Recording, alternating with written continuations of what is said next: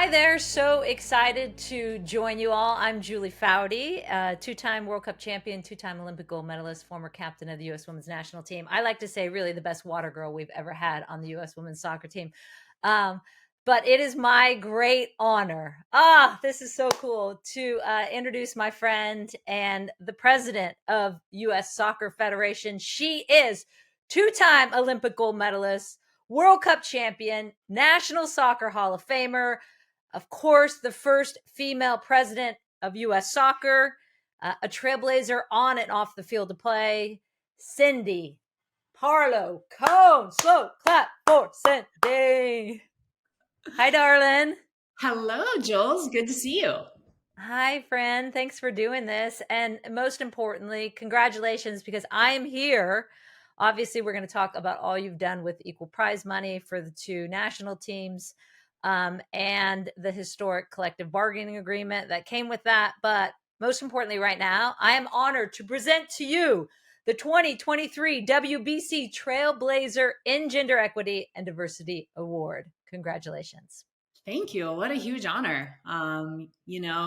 You helped me jump into this fight when I was about 18 years old. So this award is just as much yours and the rest of the 99ers as it is mine. So thank you for all you've done. How did I know you were going to say something like that? It takes Because a it's village. true, and you It know it. does. It does. It does. It takes a village. But you need to give yourself more credit for what you've done. I mean, let's start first with the fact that besides the fact that you shattered the glass ceiling of the first female president of the federation, and let's just add on to that all you've been doing while crushing it as president. You basically led US soccer through the pandemic, which is no easy challenge, as we know. Brought in an entirely new leadership and legal team to the federation. You oversaw the signing of the largest sponsorship deal in US soccer history. You led the organization through major governance restructuring. You settled contentious litigation with the U.S. women's team that was currently on the books when you took over. Obviously, equal pay, which we'll get to, and includes, and I know this is near and dear to you, very instrumental in making it a priority for the Federation to have diversity, equity, and inclusion efforts as part of their everyday training. So, one, when do you sleep? And two, where do you draw inspiration from every day for all these challenges that you've been able to deal with?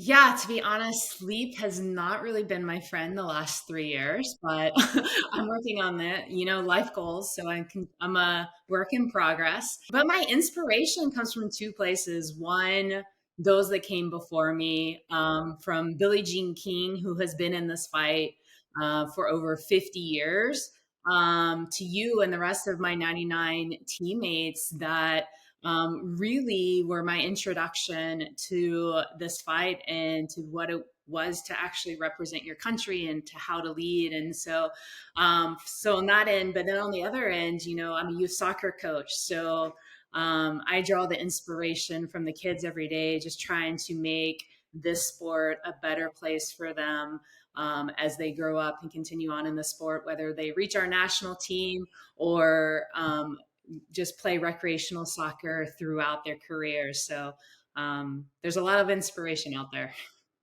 Yeah, and the fact that you're still coaching and doing it all and managing it all with a child and a husband and all these other things that we know take a lot of time. So um I think too for a lot of women in sport, one of the things, and especially obviously for a lot of soccer programs globally, one of the things that tops that list of the things you've done is your ability to achieve something that no other federation has been able to achieve, and that's the historic collective bargaining agreement with both national teams, the men and the women, that ensured equal pay on both sides. And not just as some federations have said, oh, we have equal pay. Well, they kind of have equal pay, but they haven't had it to the level you have had, because it wasn't just equal pay with the federation, it's equal pay with FIFA prize money as well. And not to get in the weeds too much, but that is enormous because we know that the men's pot is a very different number than the women's pot. And to get that equal as well is something no other country has done. So When you look at that, and there's other people I'm sure looking at what you've done, what would you say was the most important factor to finally getting that done? And how do other teams replicate it in other countries? Yeah, it may not be possible for other federations to do what we've done right away, right? I came in as president and big believer in equal pay, and I was like, I'm going to get this done right away. It took me 2 years, 2 long years to actually get there. And so for me, it's less about all the other federations getting to where we've gotten. But I mean, obviously, I would love that. But that's not always possible. It's not always realistic right away. That can be the goal, but we have to make sure we're continuing to make progress. And that's when I talk to my counterparts around the world, not all of them can do what we're doing, but they have to continue making progress. And that can take many forms. I mean, some federations don't even have a women's national team. Some don't have programming year round, right? They just put a team together right before World Cup qualifying, and then they don't qualify, surprisingly, and then they don't do anything else until the next World Cup qualifying comes around. So I think just looking at progress, and don't let perfection get in the way of that progress, but always have the goal to get to where we've gotten, I think is key. And then on the other side of it is to keep the conversations open with FIFA for FIFA to actually equalize the FIFA World Cup prize money, but bigger than the prize money, equal investment at all levels. Yeah, and it's funny because you hear some coaches. I remember speaking with the Brazilian coach a year ago, and at the time, Pia Sundhage, she was saying equal pay would be fantastic. I can't even get equal treatment. And so to your point, like there are different stages that these countries are at, but progress is the most important thing. I know something, Cindy, also near and dear to you has been that you've been a leader in participant safety in soccer, and you started that movement with commissioning the groundbreaking Yates report, and that is named, of course, after Sally Yates, former Deputy Attorney General of the United States, who led the investigation. And as we know and have talked about a lot, and you're in this space as a coach, what her report revealed was that there is systemic abuse in women's soccer in the United States from the youth level up, and that it runs much deeper than all of us had known. And so you've, I know, called the investigation both heartbreaking and troubling. What did that report uncover, and how did it change how you approached what needed to be done in youth soccer? Yeah, well, I mean, obviously the report focused on the professional level of women's soccer and not the youth. But what Sally kept finding as she was going through her investigation, she kept bumping up against the youth game, and that a lot of things were normalized in the youth game that then were exacerbated in the professional game. And so, not only did we need to fix the issues at the professional level, which the NWSL and their PA were fantastic to work with in making those changes and implementing the changes that Sally recommended, but that we needed to do more work on the youth side and work with our youth organizations to figure out what do we need to put in place to make sure the kids are safe. Because Jules, you know this as well as I do. If the kids aren't safe, nothing else matters, right? And so, I mean, that is at the forefront of what we're trying to do at US Soccer, is to provide the most safe environments we can.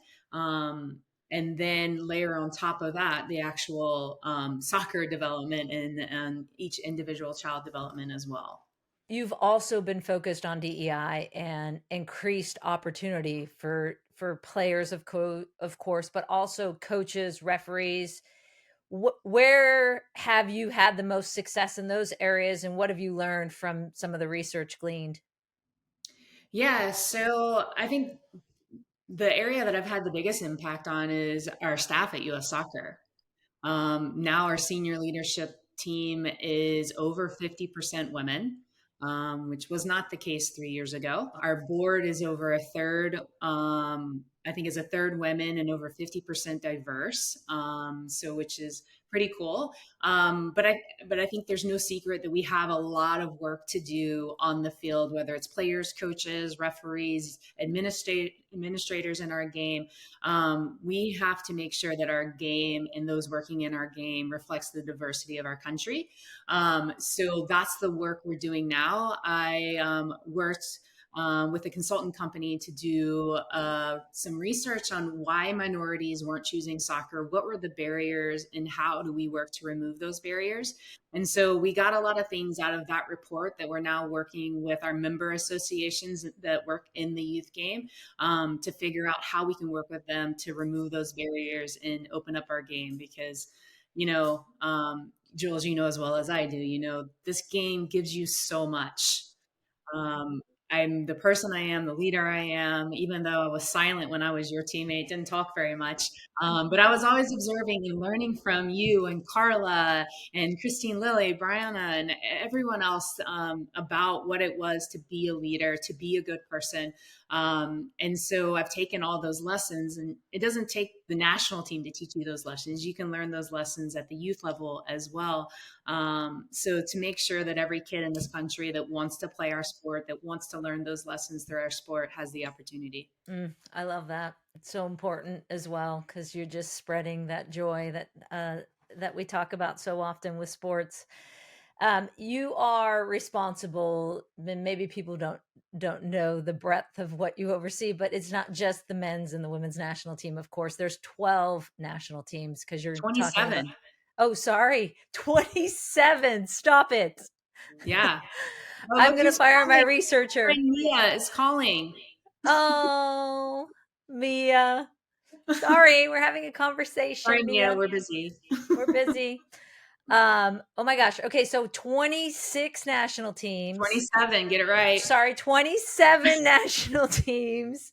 A staff of over, I have 250. Does that sound About, right? yeah. Okay. You're traveling all the time. You're leading contract negotiations still. You're putting in, I mean, they say 40 hours a week. I'm going to say 60 hours a week. And let's remember, you get paid a grand total of $0 for all of this. So equal pay did not extend to the presidential position. It is still a volunteer position, which is another whole interview. But from where you sit, overseeing all these things, and of course you have this World Cup that is a few years away in 2026 that's being hosted by the United States, by Mexico and Canada. What does the future of soccer look like in America, and what do you say to boys and girls who are dreaming of playing perhaps one day for the national team, for one of those 27 national teams? Jules, as hard as my first 2 years were as president, this opportunity is exactly why I wanted to be president, right? The ability to impact the game and to leave it a better place. We when I came in, it was really hard because we had litigation, we had COVID. I didn't have the staff, we didn't know where the finances were going to come from. But now coming out of that, like we can really focus on the game, and we have an incredible era coming up. We have the 24 Copa America, right? Then our men's and women's teams are in the Olympics in Paris. Then 25 Club World Cup here in the US, 26 Men's World Cup. We're bidding on the 27 World Cup, and then we have 28 Olympics in LA. So this incredible runway, and we're going to use this momentum to just grow our game from the participation level, whether that's coaches, referees, administrators, players, but also increased investment in our game at every level on both the men's and the women's side. We've already seen how this game is growing in our country on both the men's and the women's side. And so with this runway, like I'm genuinely so excited of what we can do with this game and how we can really impact and change people's lives with our game. So that's exciting for the young boys and girls out there joining our game. I always say have fun, right? And enjoy the journey. We were fortunate enough to play on the national team. Most kids aren't. But I can tell you one thing is every level at which I played this game, I had a blast. I was having the time of my life, hanging out with my friends, kicking around the soccer ball, trying to kick your butt. Um, but um, I want to get back to that and making sure that the kids in our game are having as much fun as we did playing it growing up. Yeah, it is the most important thing. We as parents know how to suck the joy right out of that youth sports level. So, yes, I think it's so important that we remind them, no, let's not do that. Let's make sure Yeah, we're I want providing parents to be access more and like my joy. parents. My parents were like, "Are you ready to quit yet? How about now? You ready to quit yet, Cindy? Are you over this whole soccer thing?" Yeah, because it's never it wasn't about them. And I think with the best of intentions, right? There that we as parents approach this, but just a reminder to all parents listening not to suck the joy out. Finally, Seeps, we are asking every WBC Trailblazer, what is your call to action on how we can continue to open up new opportunities for women across all sectors of business? It's probably say different things to different people. I would say to the men in leadership positions, move over and make room for women. We're not asking you to leave. We're just saying move over and make room. Better yet, pull up an extra chair. Um, I would say to the women, know that you belong, and don't apologize for the space that you take up. I meet so many women that literally apologize like for their existence. Um, and so just really know that you've earned it and that you deserve the space that you're taking up. And also to lower the ladder for the next woman to make it easier. I run into so many women that have had to fight and claw their way to the top. Um, and they make it just as hard on the next woman. I would love to see the opposite, make it easier for the people coming behind you. Um, and to those with the money, I would say invest in women, and not just with money, but with time, with opportunities. Allow them to fail. I feel like so many women in leadership positions aren't allowed to make mistakes and to fail and learn from those failures and those mistakes. So really allowing them to fail, learn, and recover. Mm, such good advice for all those different sectors. Turn and pull is what I often call it for women who are Yes. already there, right? Turn and Yeah. pull some other women along, bet on women for those who can, invest in women, all such good Yeah. advice, and make But like the one space. thing is like when the women are there, like own that space, and know that you belong there and that you are going to be a positive contributor and that you are going to make mistakes and it's okay. Yep. And that's what actually I think makes our leadership styles so compelling, is that you can make mistakes and it's okay. So Seeps, again, congratulations, my friend. I just think the world of you, as you know, in terms of what you've been able to do, and the fact that you're doing this on a volunteer basis and you've been able to change so much in such a very short time period. And as you were talking about, you have this incredible runway in front of you. So I can't wait to see what else you do. But most importantly, thanks for doing all you do on so many different levels, because whether it's coaching at the youth sports space, it's running meetings, it's changing a culture at U.S. Soccer, it's getting equal pay for all these players and setting a standard that all these other countries and teams are now looking to. You have been the heart and soul behind all of it. And I know you want to thank the village behind you, but you need to know that you deserve all that credit. Thanks, Jules, and thank you for all you're doing as well and for setting me on this path. Love you. Love you.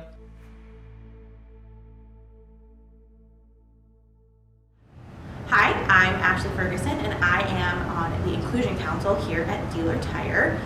Reflecting on what we have done from a DE&I standpoint, our most impactful initiative thus far has been our conversations on inclusive leadership. This was an opportunity for leaders across the organization, as well as associates at every level, to come together and see what we were needing as far as inclusivity, but also what being inclusive meant to them.